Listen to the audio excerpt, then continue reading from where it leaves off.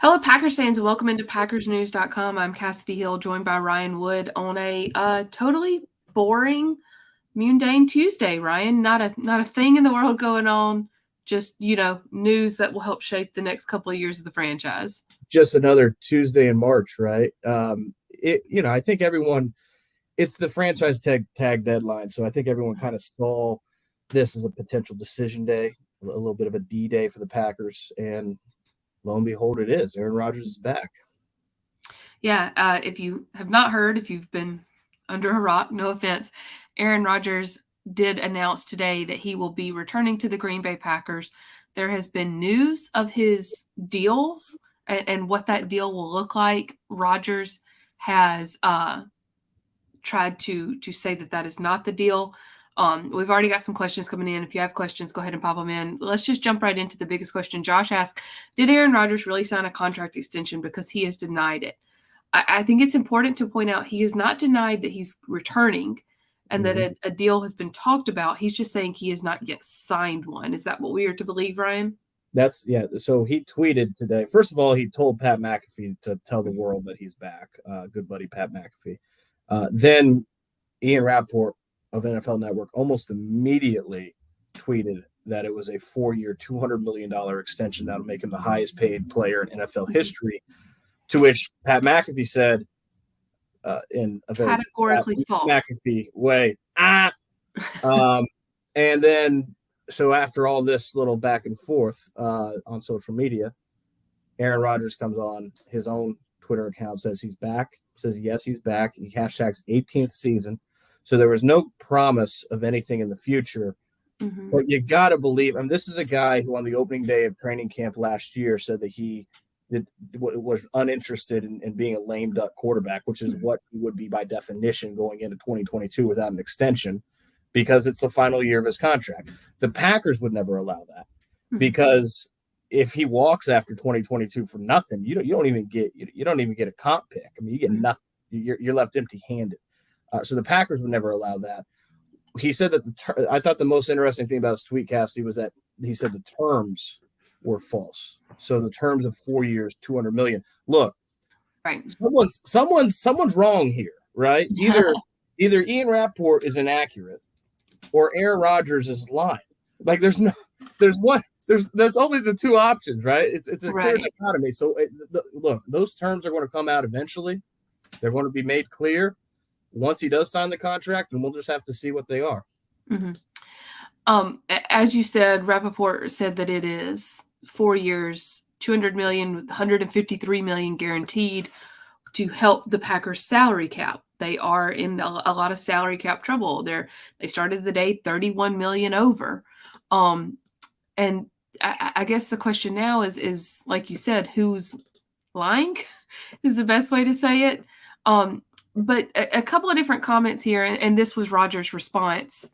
Hey, everyone, just wanted to clear some things up. Yes, I will be playing with the Packers next year. However, reports about me signing a contract are inaccurate, as are the supposed terms of the contract I, quote, signed. I'm very excited to be back, just to kind of show exactly what he was saying there. But is it worth the money is essentially what the biggest question is here. We've got some questions coming in from like Christopher. Why don't you just start the rebuild now? Because the next 4 years we're going to be in cap hell. The cap does go up significantly next year. It'll jump to over $230 million, I believe, is the estimate. TK asked, can Rodgers still be traded? 4 more years of postseason hurt. So all of that to say, Ryan, when you look at some of these comments from fans, is this possible?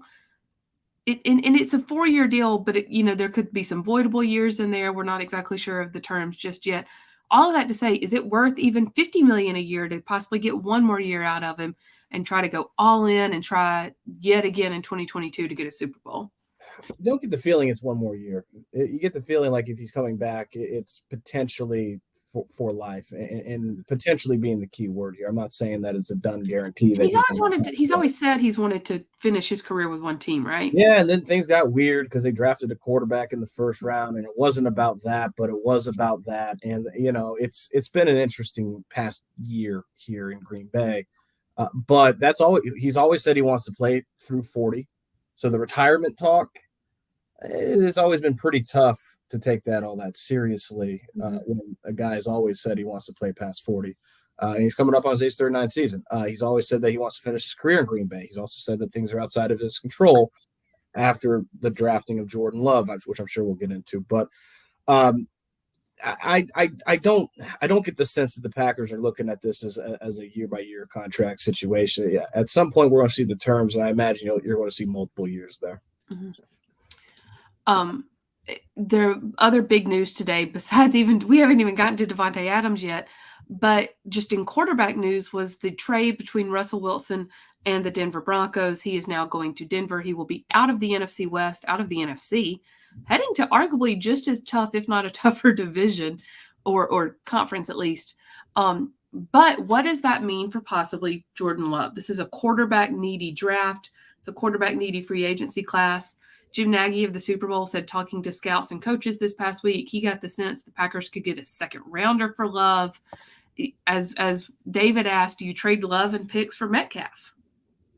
I'll believe the Packers get a second-round pick for Jordan Love when I see it, and not until, because I can't imagine they're getting a second-round pick for him.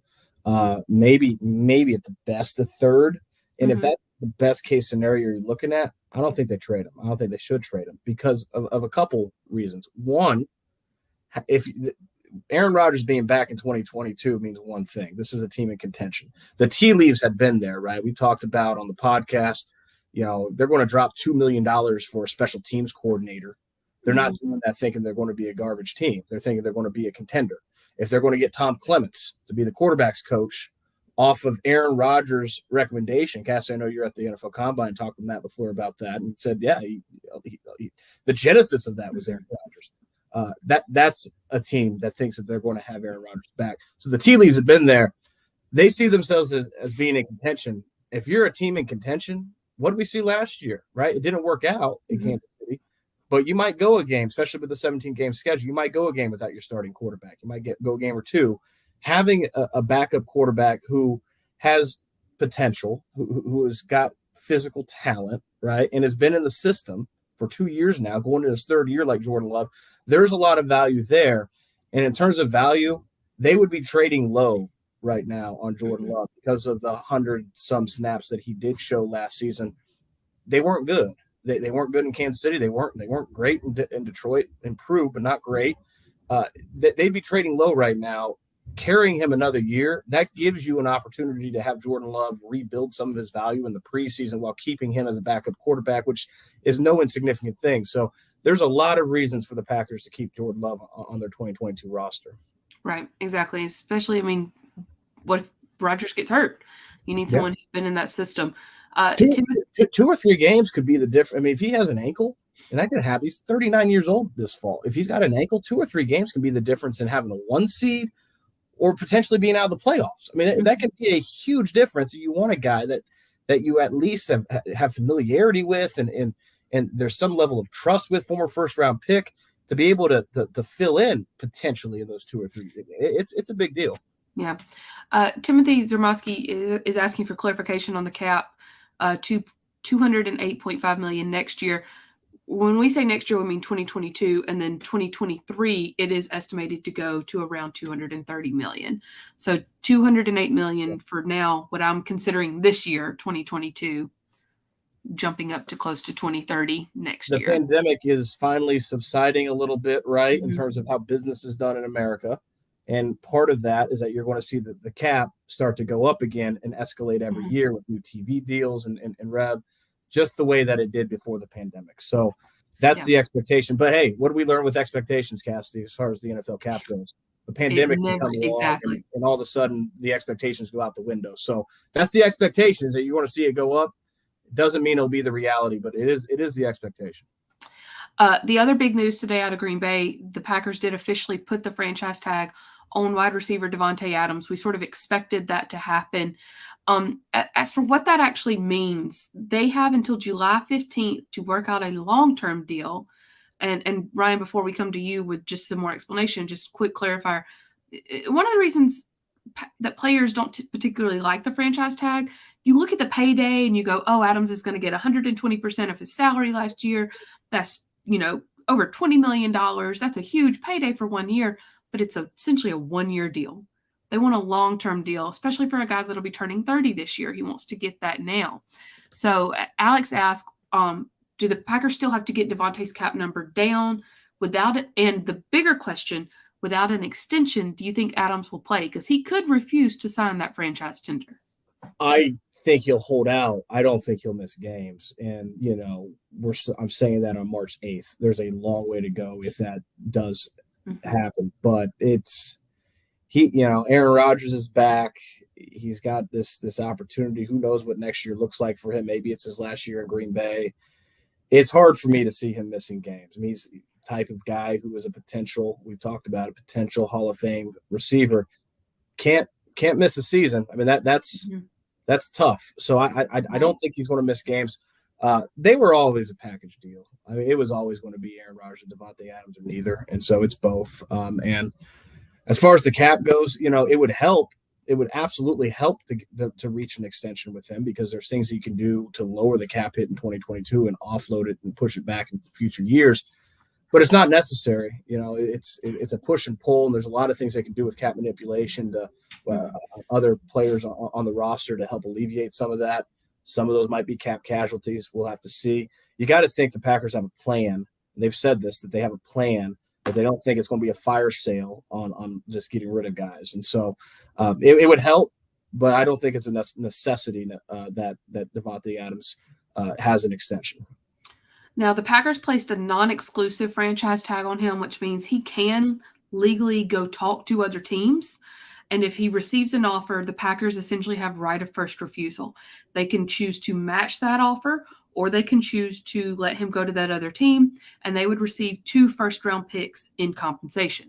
So all of that to say, Mike asked, are there trade destinations compensation for Adams?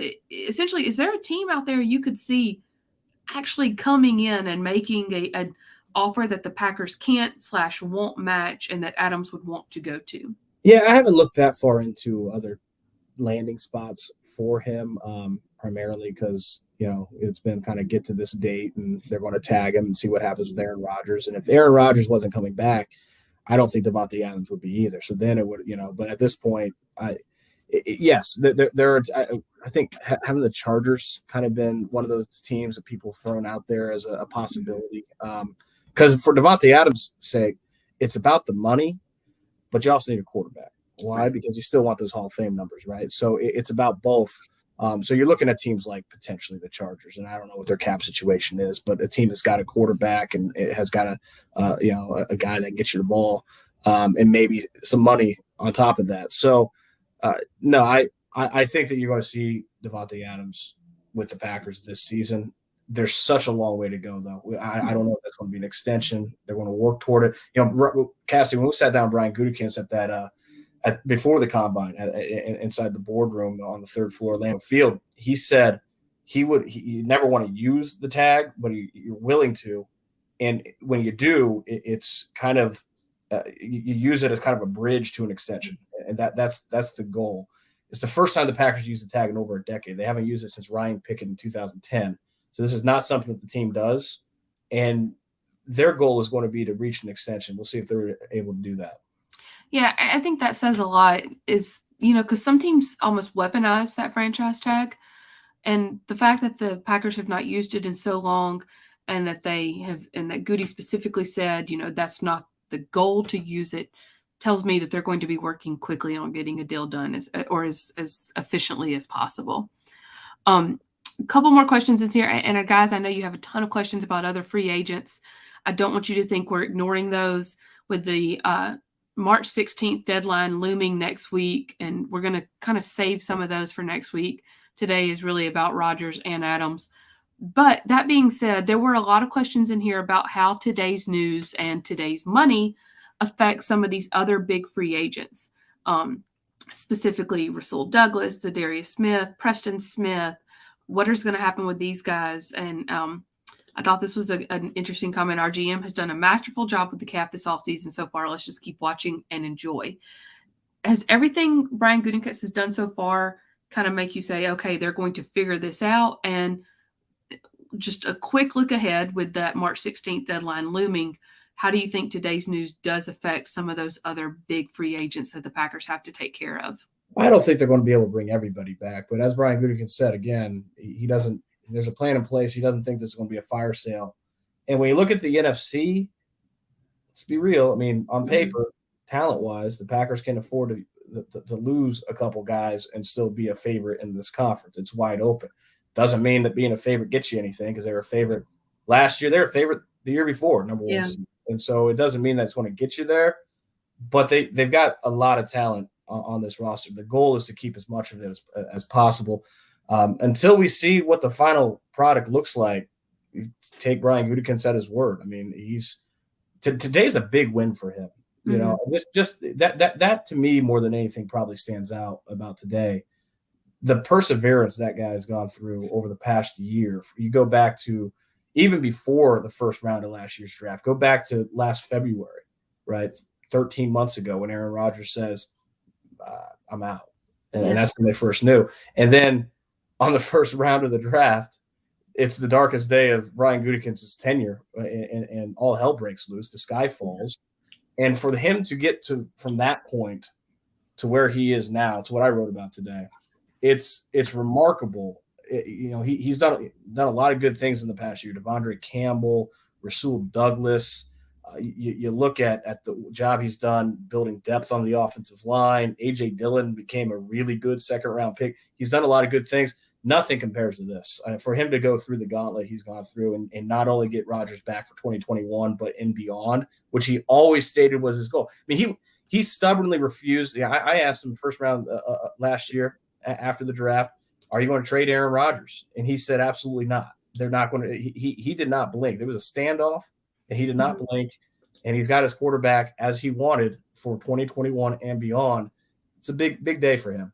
Yeah, it is. It is. Good point there. We're going to take one more question here before we sign off. And like I said, guys, I know there's a lot of other free agency questions. Save those for next week when we can really dive into them once the Rodgers everything has been answered as it was today. Want to shout out to Rick tuning in from Sweden. Rick, can we see you when we go to London? Are Sweden and London close? I have no concept. Do you know, Ryan? In London close? My European geography is not great. I know that Ukraine and Russia are very close, and that's about it right now. So no, I have no idea. That is a very good point. That's really kind of what all of our geography is zeroed in on right now. Yep. Karen, to answer your question, does that mean true Za'Darius is not gone? As of right now, no, but that could change very quickly. Last question here, and I think it's a very interesting one that I addressed and what I wrote today, and I'm sure others have as well.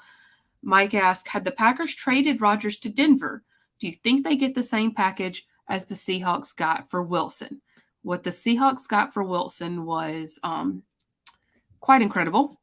They got 2 first-rounders, 2 second-rounders, a 5th-rounder, quarterback Drew Lock, defensive end Shelby Harris, and tight end Noah Fant.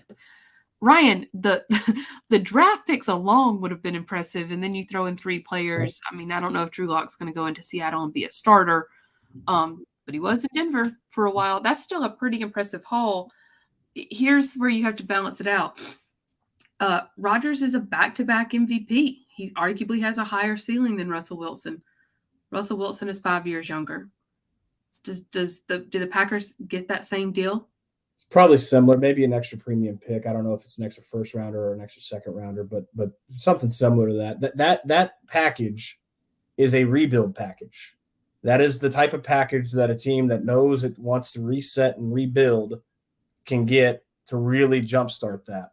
And the Packers made it clear from the end of the season, Matt LaFleur's exit interview, right, with us reporters a couple days after, they had no intention of entering a rebuild in 2022. They had no desire for that, no appetite for that.